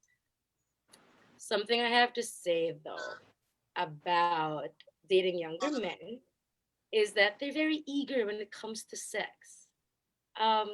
Whether it's oral sex or real sex or imagined sex, like they're just so eager. Like as soon as the panties come off, they lunge for your pussy like a homeless person to a buffet. Spoons of garbage, like like now in my 30s, I get that, like it's like when I was in my 20s and I gave blowjobs. At that time, for me, it wasn't even a job. It was like an internship. It was a blow internship. I was eager. I was ready to learn. I had my can-do attitude. Any dick in front of my face, I will suck the shit out of that dick in my 20s. Okay? Now in my 30s, I get that it's a blow job. I didn't apply for this job. I didn't want or ask for this job. I don't appreciate the micromanagement. I do not want to get a performance review after I do this job. There is no career progression.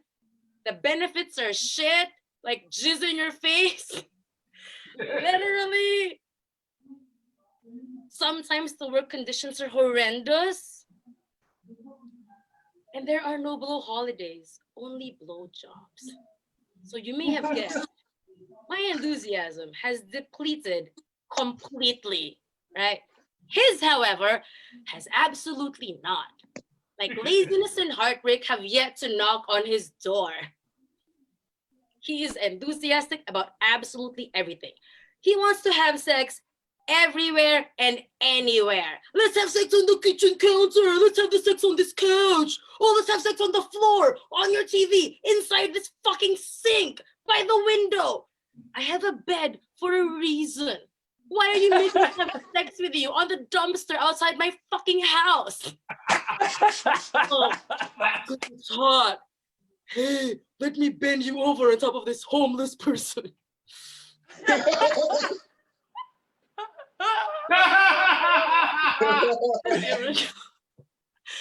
me bend you over on top of this homeless person because it's fucking hot. No, dude. He's like a Marine doing as many push-ups as he can in 1 minute. Okay, 6 minutes. Directly on my vagina. What did my vagina ever do to you? I thought I was your girlfriend, not your staff sergeant, okay? And one of the worst things I can hear when we're about to have sex is not anal. It's not. Surprise, it's not anal.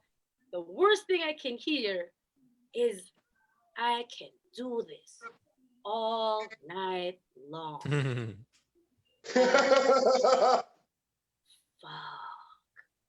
What do you mean all night long?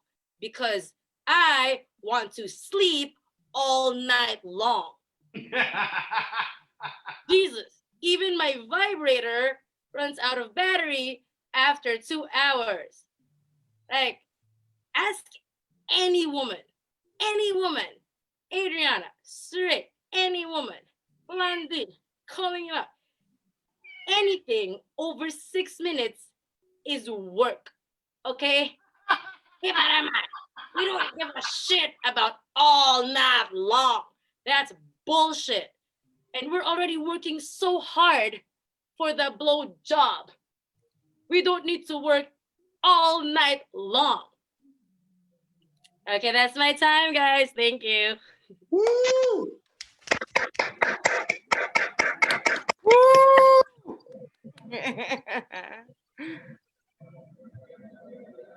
Keep the love going for Claire Lim, ladies and gentlemen.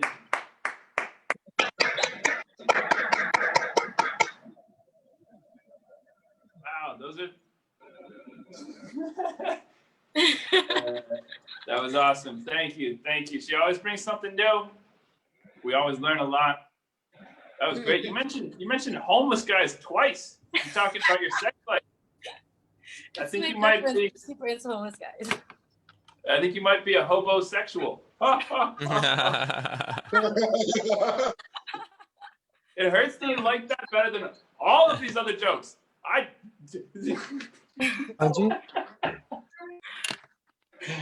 No, it's all good. Thank you. We're gonna keep this party train rolling. Our next comedian is joining us from Indonesia. There he is. Please. No, sorry, Malaysia. Penang, Malaysia. I'm sorry, I'm American. We're not great at geography. That's why 9/11 happened and we invaded the wrong country. Okay, sorry. Let's please make some noise to welcome Mr. Garu Rumon. Hello, everyone. Yeah, this is Garu coming to you from Malaysia. I live in Malaysia, but I'm actually from Bangladesh. And I just wanted to say, Claire, indeed, a blowjob is a job in that Bangladeshis can do it better than Burmese people. I thought it's interesting that we have the whole trifecta of illegal immigration in this show today. You know, we got a guy from Indonesia, a Bangladeshi, one from Myanmar. This is like, if anyone needs some construction work to be done, you message all of us because, you know, comedy doesn't pay. Anyway, for those of you who don't know anything about Bangladesh, it's a lot like India, just without any of the prestige or the potential. And actually, before moving to Malaysia, my family lived in Canada. And a lot of Malaysians asked me, why did my family move to Asia if we were already living in Canada? Because you see, Canada is like the promised land for Asians. And the truth is, after living in Canada for some years, my father got fed up with the country. The weather is too cold, the food is too bland, the people even more so. He missed the local food, the local people, and above all, he missed being able to beat his children. He could not wait to get started. As soon as we were on the plane over here and things were not going his way, he just began letting loose. You know, bam, bam, bam. I said, boss, stop that. I don't think you're allowed to do that to the flight attendants. Now, being a kid in Malaysia is quite different from being a kid in Canada. Canadian kids are mollycoddled. In Canada, kids are taught to be afraid of everything: germs, insects, strangers, traffic. In Asia, kids are only taught to be afraid of one thing: their parents. Now, for example, in Canada, if an insect lands on your plate, a kid is not supposed to eat that food because that might now be contaminated. Whereas here in Malaysia, you could have a whole entomological study going on your plate, and you would still have to eat that food because germs are not going to hurt you as much as your parents will when they find out how much food you wasted. My brother and I learned that if we ever got so sick that it was no longer economically feasible to keep us, we had to do the honorable thing. We had to die. Now, I found this out at a young age because I used to have two brothers. Right now, it's October. Right now in Canada, we would be having Halloween season. And that's something I do miss. We don't do Halloween in Malaysia. In Malaysia, we have the Hungry Ghost Festival. This is the month when the Chinese believe that the dead walk among the living again. So they burn offerings to their dead ancestors. And the most common offering is paper money. Apparently, even the afterlife has Forex. And the odd thing is, the money is called hell money, which implies that all their ancestors are in hell. So I asked my girlfriend, who is Chinese, if she believes that all of her ancestors are in hell. And she thought about it for a minute, and she says to me, yeah, they're probably in hell. And she added, there are a few that definitely should be in hell. And Asians do love ghost stories. And the funny thing is, if you look at Asian ghost stories, the thing that Asians fear the most is women. If you ever see that female ghost with the long black hair and the white robes, that is every Asian man's nightmare. And I am terrified of my girlfriend. I did not know that there were so many things you could do with chopsticks. And it's hard for a brown man and a Chinese girl to be in a relationship. Like the first time our regions clashed, we created the Himalayas. Now, I assume some of you get into arguments. I assume some of you get into arguments with your partners, but I doubt any of you have ever created a mountain range with that. So I know our ancestors are always keeping a close eye on the two of us, so I cannot embarrass my people. And the thing is, I'm trying not to embarrass my people, but my girlfriend can take spicier food than I can. Do you know how embarrassing it is as a brown man when my Chinese girlfriend turns to me while we're having dinner and says, "Is that food too hot for you, baby? Do you need a glass of water?" And I can feel my ancestors rolling in their graves. So I figured I need a way to get my own back. And it turns out my Chinese girlfriend is terrible at math. Worse than I am. So now every time she's at the cashier, I make sure that I'm right behind her saying, "Are those numbers too high for you, baby? Do you need an abacus?" It's not a lot, but I'm hoping it annoys her ancestors, you know, as they're burning in hell.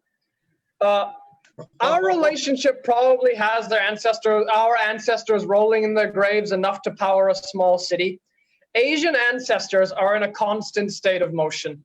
Like I see a lot of people these days, instead of saying rest in peace, they say rest in power. And I don't know what capitalist bullshit that is. What the hell is rest in power? When I die, I want some damn peace. I'm not powering anything. No wonder ghost stories are so popular here. Asian people are worked to death, and then we have to rest in power. I don't know what the hell that is. I want some peace, okay? Don't bother me when I'm dead. Don't bother burning money for me. I just want peace, okay? Now, that being said, I have a lot to say. I make fun of Asian parents a lot, but it's just that Asian parents, they don't have the same love language that Western parents do. Have you all heard of this thing? Love language, this is a thing. Yeah. Like, so, yeah, I know. I can hear from the way you're all saying, yeah, it's not a thing any of us wanted to deal with, but here it goes.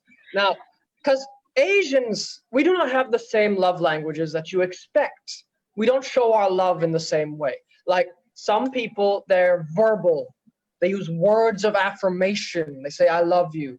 Some people, they use touch. They're they're all about the hugs and the kisses and all that. And so you see, Asian parents, their love language is known as the chamcha of guidance. So what they do is when they want to show their love, the way they do it is, how did you get that question wrong? Again. And that is their love language. It's called the chamcha of guidance. And let me tell you, I work at a cafe. I have to deal with people who don't want to sanitize their hands, don't want to wear the mask, don't want to have the temperature taken on their forehead. I don't know what this thing is. Apparently, if you scan your temperature on your forehead, it's going to damage your brain or something. I don't know why it is that the people who never use their brains are the ones who are most worried about damaging it.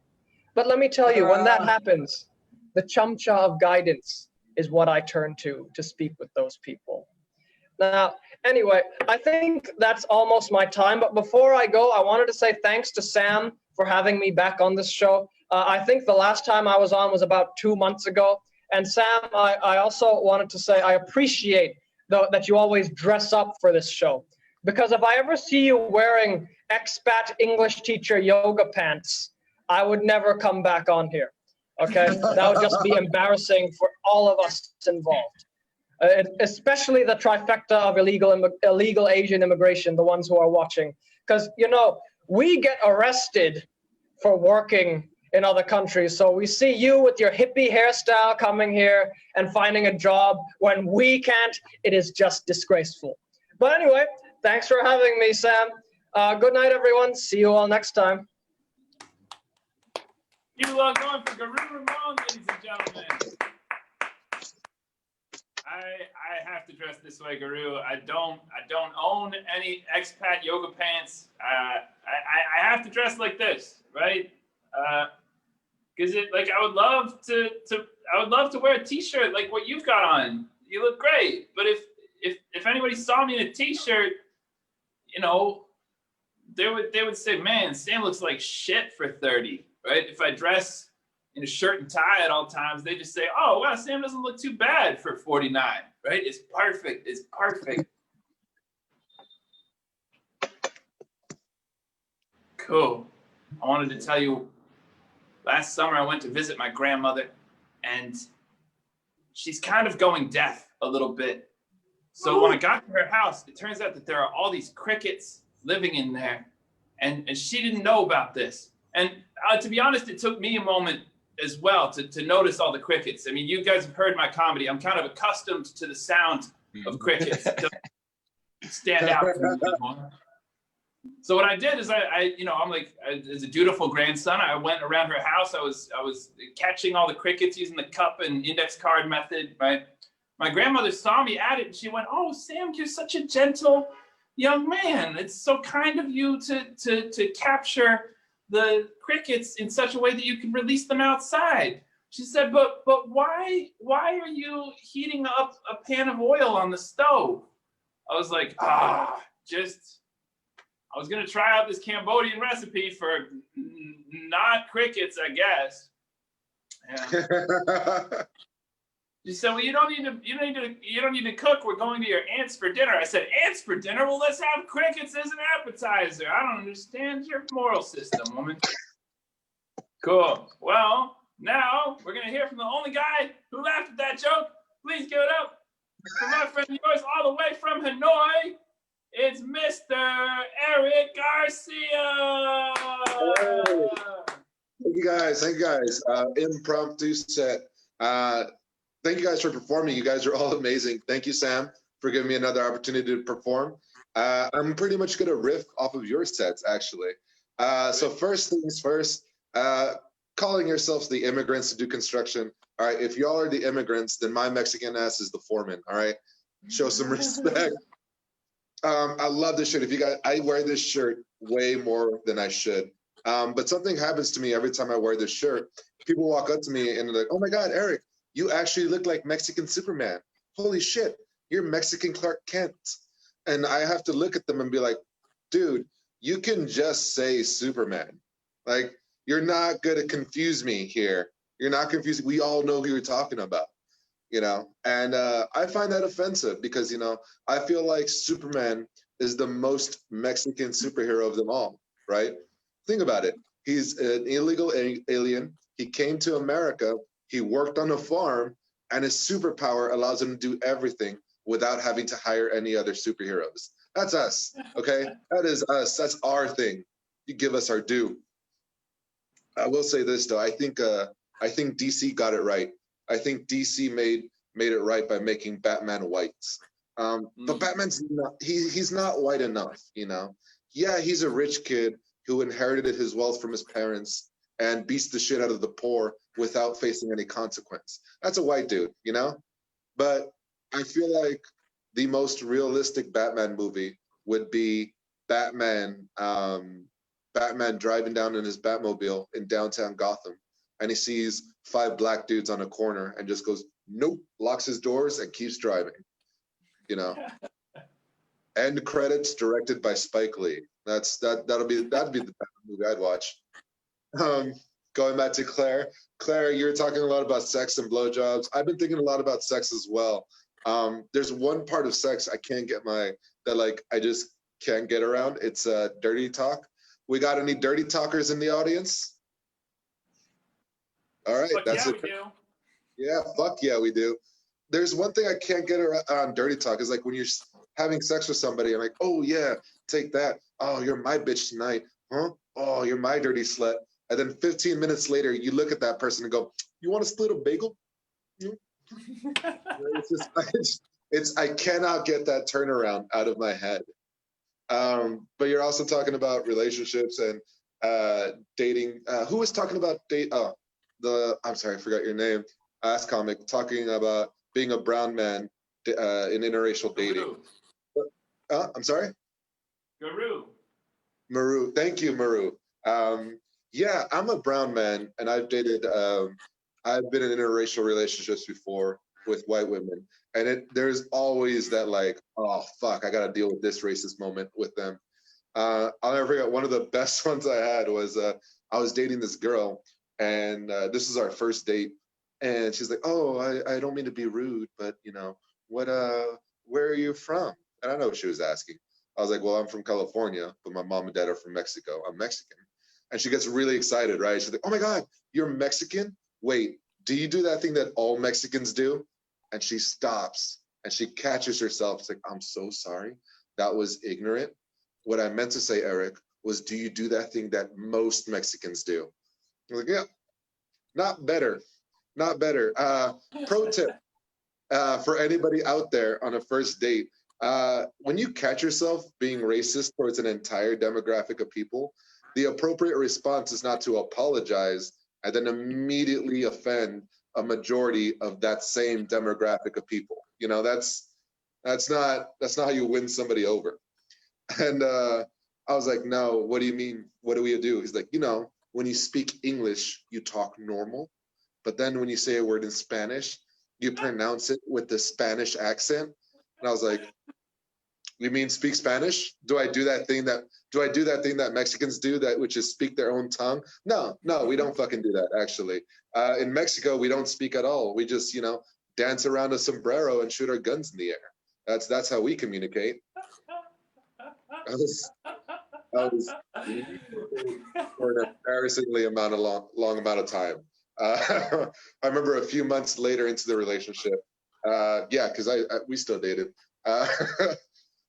She had just gotten a Jack Russell Terrier, and she was like, "Oh my God, Jana!" She always gives everything a name. She's like, "Jana, she's so cute. Oh my God, Jana, she's like a little nugget. Oh, she's like a little bean. Oh my God, Eric, she's a beaner. Jana's a beaner.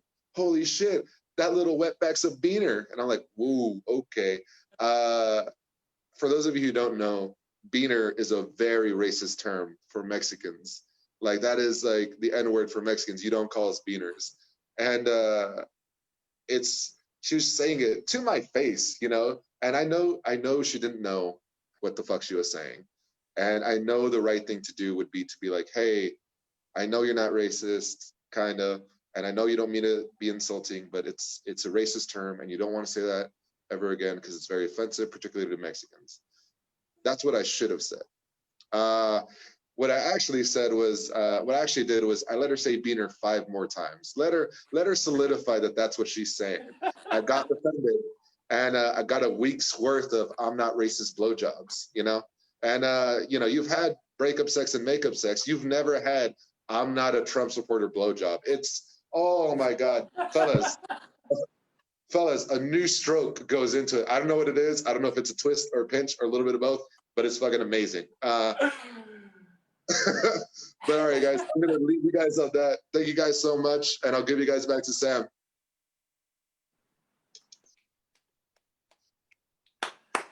I'm going for Erick Garcia, ladies and gentlemen.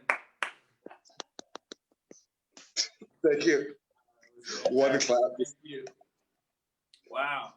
Okay. Yeah. All right. Well, that's good to know that if I should ever come out with something racist, even inadvertently, I can make up for it by just sucking some dick. I'm not sure if it would mean the same coming from me, but I think my heart's in the right place. It just matters if your mouth is. All right, ladies and gentlemen, we got a very special treat for you tonight. Our headliner. Now, what happened was one of our most consistent audience members. It comes from Zimbabwe, and I thought, wow, this is going to be great. I'm not going to tell her that our headliner from tonight is also from Zimbabwe. It'll be a cool surprise from her, but instead she's not here tonight. So apparently, the new rule at Lockdown Clowns is that there need always be at least one person from Zimbabwe for this show to happen. So please welcome, all the way from the middle of the afternoon in South Africa, it's Mr. Long John. Yeah. Hello, everybody. Hello. How are you doing? You guys are good? Yeah, good. Yeah. Yeah, this is great. This is great. So I've been watching a lot of news, and this other day I was watching BBC, and they're talking about the inflation in the UK. Oh my God, inflation in UK. I was like, what are you guys talking about? I come from Africa. I've experienced inflation. Guys, I remember in Zimbabwe in 2008, there was so much inflation. I once got a haircut for $2 million. Yeah. And the inflation was so bad, by the time the guy finished cutting my hair, it was 20 billion. I now owe this guy money, guys. I still owe him till today. It was bad. 2008, there was so much inflation. So if you had money on you, if you had cash, you had to spend it very quick before it loses value. Which means if you hire a prostitute, premature ejaculation was an economic decision, ladies and gentlemen. It was to save money. You had to do it very quickly. I'm done. Bye-bye. I have kids to feed at home. Bye-bye. I'll see you. I'll see you tomorrow. It was bad. Cash was useless. So what we started doing in Zimbabwe is we all started using livestock as currency. Everybody started using livestock as currency, which makes sense. But the only problem is people started showing up to the strip club with chickens now. Yeah, like as soon as you're dancing, doing a thing like, yeah, you like that. Someone's throwing a chicken. Yeah, shake it. Shake that ass. Someone's like, yeah, here's an egg. It's a tip. It will hatch tomorrow. Don't worry. It will hatch tomorrow. Things are bad, guys. You guys have no idea. There were shortages of anything, everything, because of inflation. There are shortages of anything. So if you want to buy something in the shop, anything, you had to stand in a queue. Anything, you had to stand in a freaking queue. So my grandmother was like, John, if you see any queue, just join. Because you never know if we need that thing. Join it. So I joined a queue for 2 hours. I didn't know what it was. I joined a queue for 2 hours, only to find out it was a public toilet. I'm like, wait a minute, what is going on here?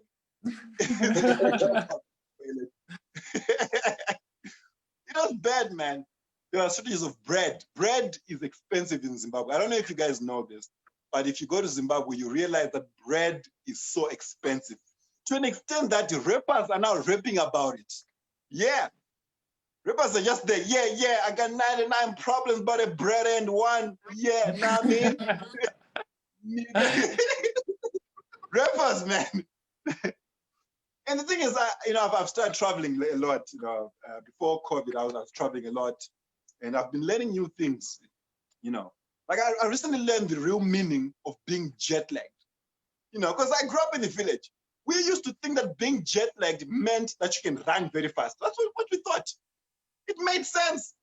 We used to watch, the Olympics. Like, hey, look at Usain Bolt. He's so jet lagged. Look at him. That's what we thought.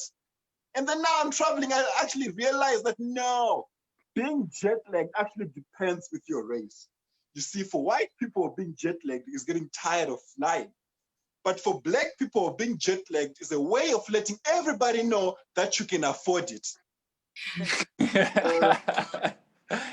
Yeah, I'll never forget the first time I was in an aeroplane. I was jet lagged for 4 months, guys. And I made sure that I let everybody know that I was jet lagged.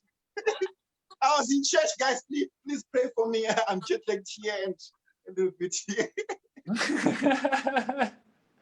And this friend of mine was telling me that being jet lagged, actually means that if you travel from this time zone to a different time zone, and when you arrive, your body does not know what time or what day is it.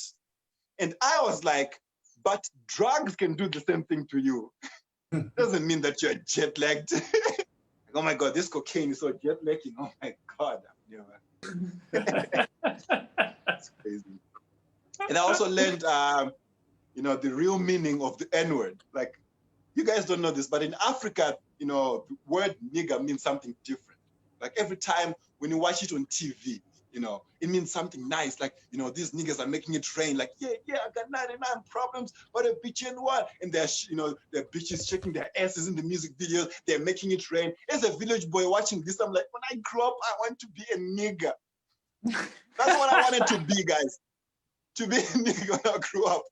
Because you guys don't know this, but where I come from, nigga, is how you walk, how you talk, how much money you have, how many bitches you have. Honestly, if a white person called me a nigga, I'll look him in the eye and I'll be like, thank you for noticing. Appreciate it. I got 99 problems. That's all I have for now. Yeah, man. It's crazy. But traveling is amazing, man. It's cool. I also found out that terrorism is actually a real thing. I used to think that's something that you used to watch on movies, but it's actually a real thing. I was applying for the UK visa, and they asked me a question I couldn't understand. There was a question that said, have you ever been involved in any terrorist activities? Guys, I come from Zimbabwe. We don't know anything about terrorism. For example, when I was in my village, the police announced that there was a bomb in this other village. The whole village ran to see the bomb. Like, Everyone was there. Where is the bomb? People are taking selfies with the bomb. It was bad. But unfortunately, the bomb was stolen, guys. Someone stole the bomb. I don't know where the bomb is right now. Bad, man.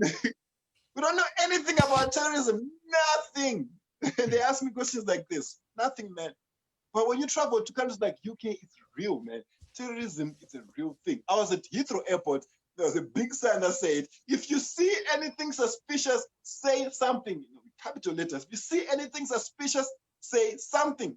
So now I was walking around trying to look for something suspicious without realizing that I was now suspicious. Huh?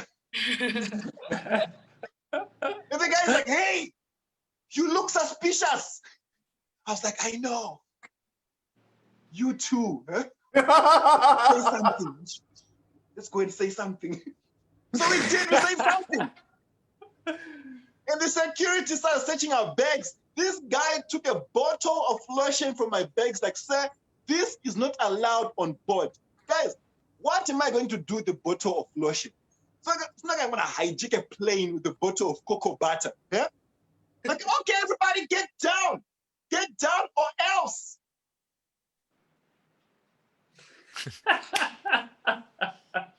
Doesn't make any sense.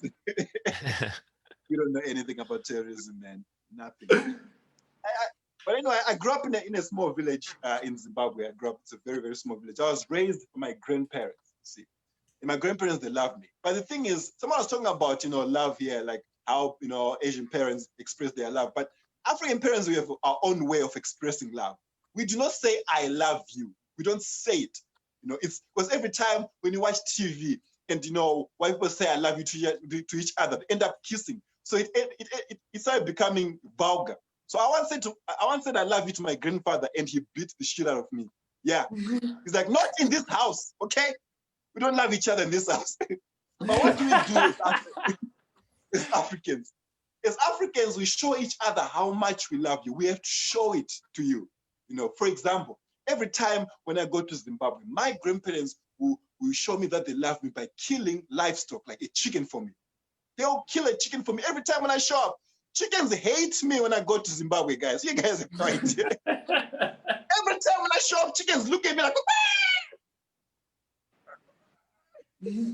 chickens hate me. I feel like, the thing is, Africans, we love chickens, guys. We love chickens so much. Like, you guys have no idea. We make up reasons to kill chickens. Any function, we kill a chicken. When my sister got married, we killed a chicken. When I won an award, we kill the chicken. When I visit, we kill a chicken. I've never heard of a chicken dying of old age. No. Chickens die from Africans' happiness, okay?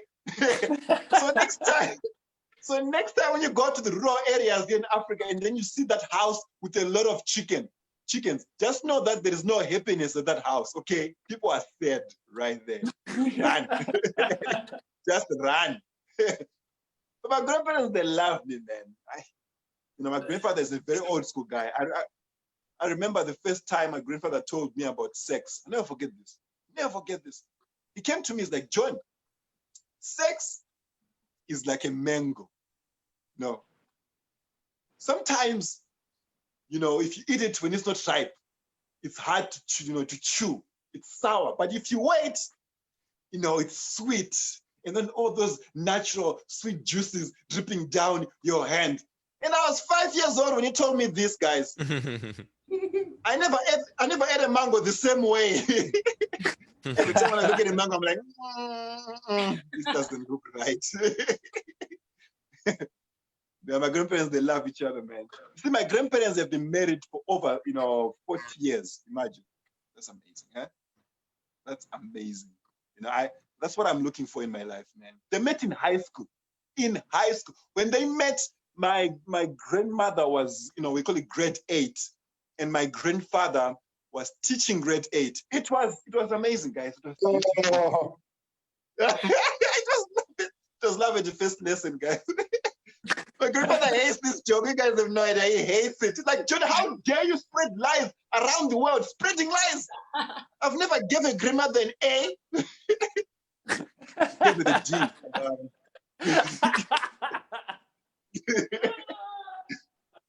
Man, my girlfriends are amazing, man. But that's what I'm looking for. I'm looking for that kind of love. Their love is so unconditional. That's what I want. They'll love each other no matter what. I'm looking for that. But women are just breaking up with me because of stupid stuff, man. So that day, you know, I'm on a date with my girlfriend. She's like, John, I know that you love me, and I know that you have a lazy eye, but I want you to look me straight in my eyes and tell me that you love me right now. It's like, I love you. It's like, no, John, why was your other eye looking at that guy? I'm like, no, I was looking at you. It's like, John, I want you to prove it that you were talking to me. I'm like, sweetie, I swear, my right eye was looking at you, and my left eye was looking for you. So she left.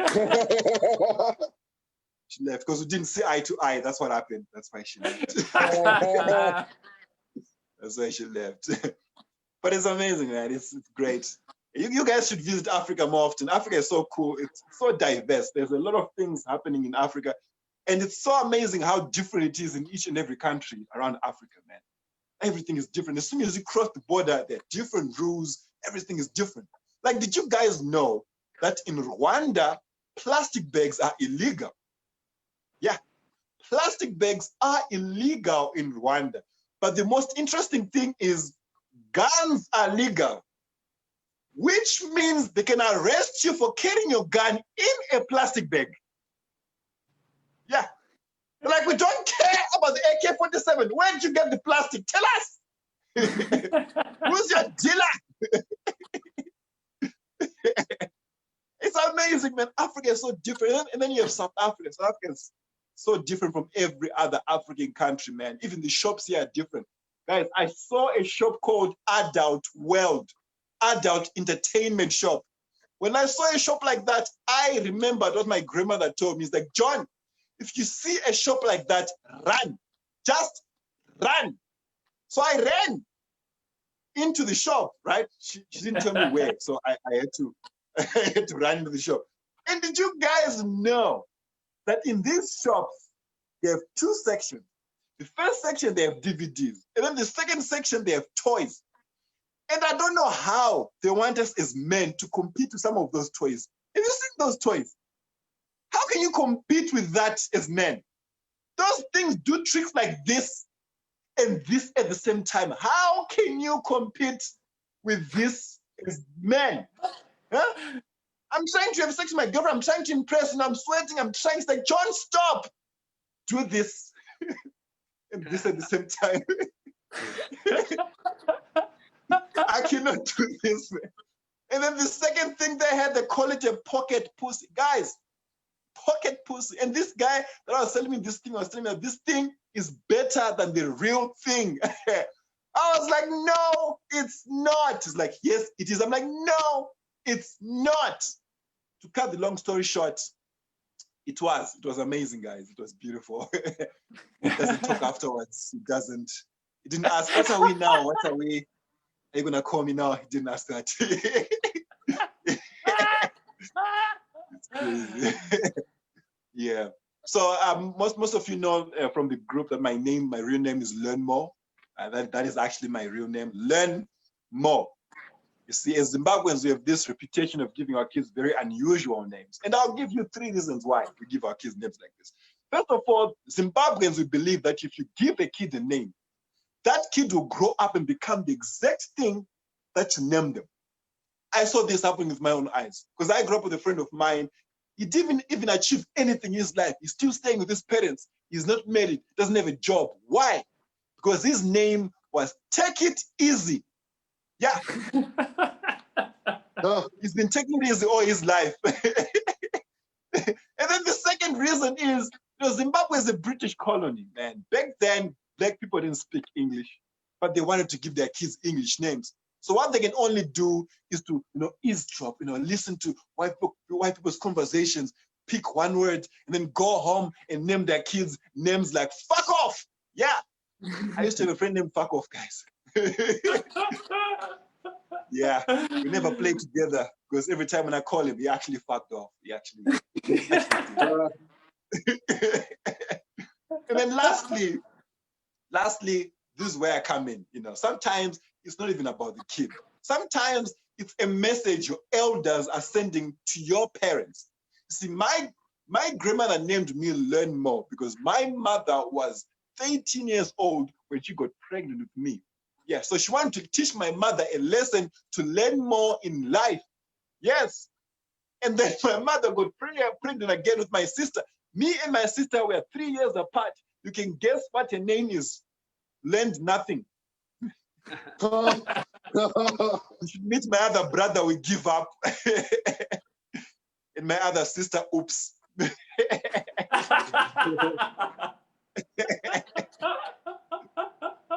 Crazy, man.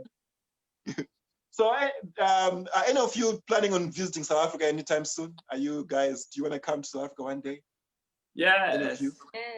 Yeah. Yeah, you should. You should come to South Africa. It's amazing, guys. It's amazing. But people are so scared of South Africa. Like when you Google South Africa, the first thing that pops up is crime. That's the first thing that pops up. Crime in South Africa. Every time when I tell my friends that I'm going to South Africa, they always say, be careful. Be careful in Johannesburg. You will get robbed. You will get mugged. I was like, that is bullshit. So when I arrived in Johannesburg, I walked around with my wallet up in the air just to prove them wrong.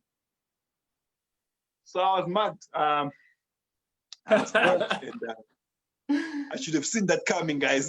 For me, it was a beautiful day. I was enjoying my day in South Africa. It was a sunny day. The birds were singing. Wonderful day. I bought myself an ice cream at McDonald's. I'm licking this ice cream. Wonderful day, right? Then all of a sudden, this guy's like, hey, give me your wallet or else I'll stab you. I had to look tough, right?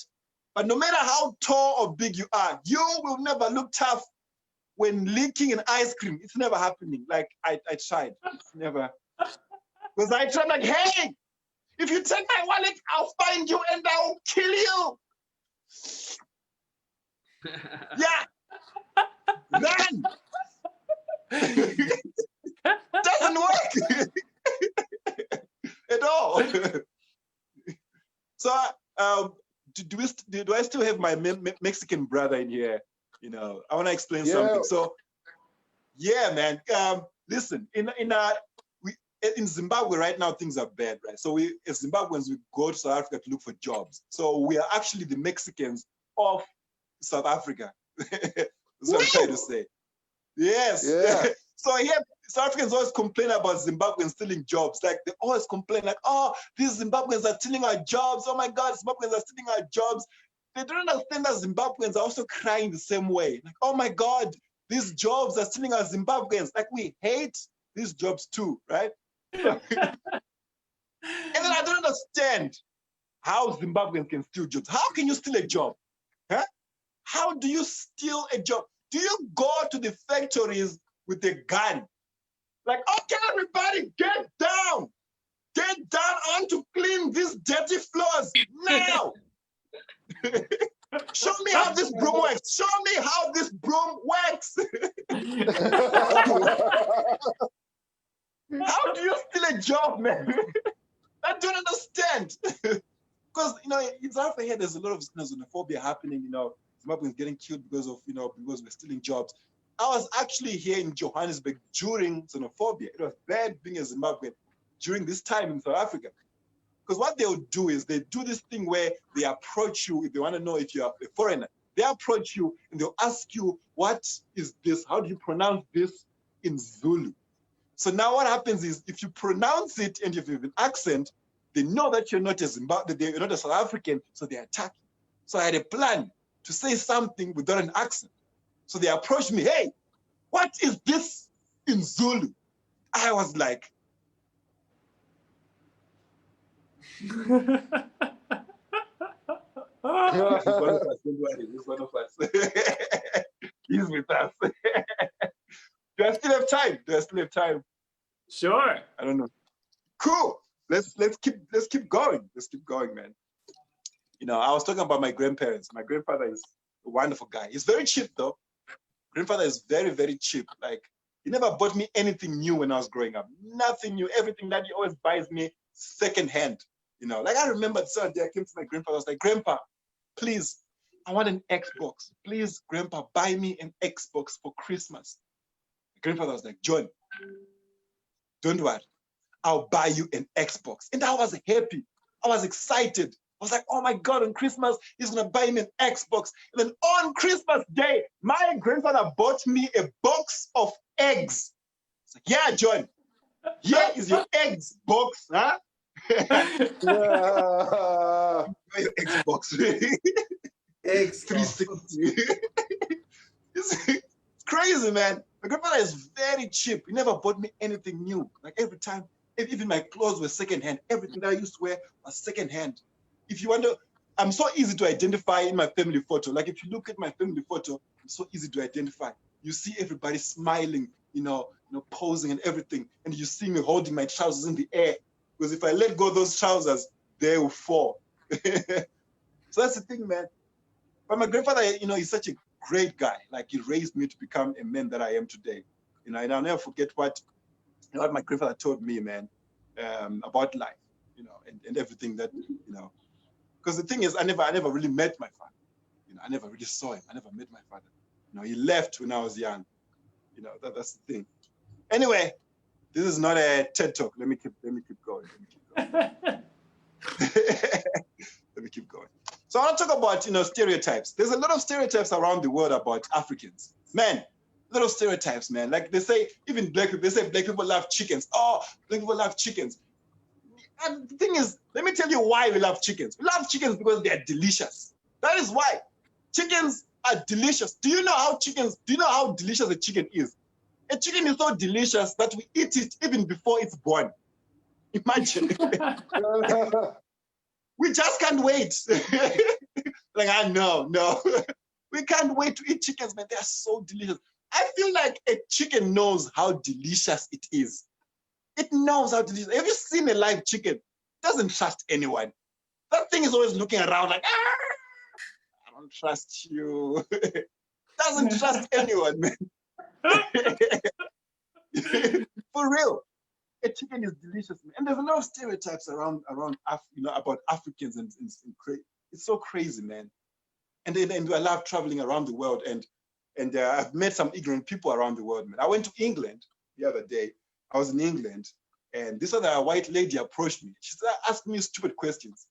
She's like, I don't mean to interrupt you, but where do you come from? I was like, I come from Zimbabwe. He's like, wow, Zimbabwe. That is amazing. Wow. I know a guy in Mozambique. I was like, okay, wow. Wow, I also know a guy in China. I mean, it's a small world, right? It's like, wow, Zimbabwe. So do you have like lions in Zimbabwe? I was like, yes, we have lions in Zimbabwe. He's like, really? Have you seen one? I was like, of course, I've seen a lion. Really? Aren't you afraid of lions? I was like, yes, of course I'm afraid of lions. Really? Have you been attacked by a lion? Oh, man. Yes, I've been attacked by a lion before. Really? What happened? I saw it in the jungle. And then it looked at me. And then it ran towards me. And then what did you do? I changed the channel. That's what I did. I was like, no, not today. Anyway, that's my time. My name is Long John. Yeah, it was fun. This was fun. You love going for Long John the comedian, ladies and gentlemen. Yeah. Brilliant. Thank you. Thank you to all. That brings us to the end of our show tonight. So thank you for joining us. Thank you to everyone we had. We had Adrianna Astle, but she went to bed because it's the middle of the night in New Zealand. We had Mr. Ben. Give another round of applause for Mr. Ben. Yeah. Philippe too, but he left as well because he's got to go do things because it's daytime in Canada. So let's have a round of applause for Claire Lim. Yeah. Let's have a round of applause for Garu Rumon. Garu. Let's have a round of applause for our surprise guest, Erick Garcia. Thank you, guys. And of course, let's have one more round of applause for our headliner, Long John the comedian. Yeah. Great job, Long John. Thank you. Thanks Thank a lot, you. John. Long John. All right, thank you so much for joining us this evening. We'll be back next Tuesday at the same time. And we have, Steph Chan joining us all the way from Singapore. So get excited for that. Thank you so much for coming out tonight. I've been Sam Thomas. And Hey, you've Sam. been Thank you, Sam. Thanks, everyone. Thank you. Thanks, everyone. All right, Sam, I'm gonna head on out, buddy.